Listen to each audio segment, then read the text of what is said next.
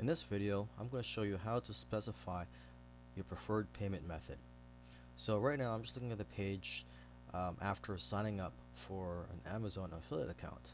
And so what I could do is I could just click on this button here where it says specify the payment method now.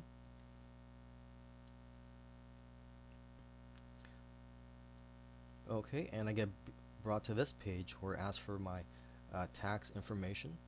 And for now, I'm just going to skip this and just go down to the bottom.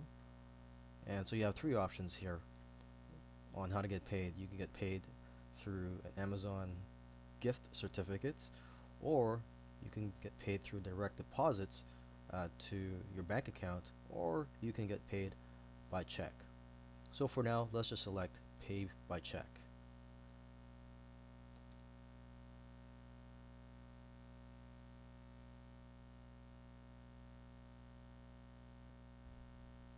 And there you go, simple as that. I've set up my preferred payment method.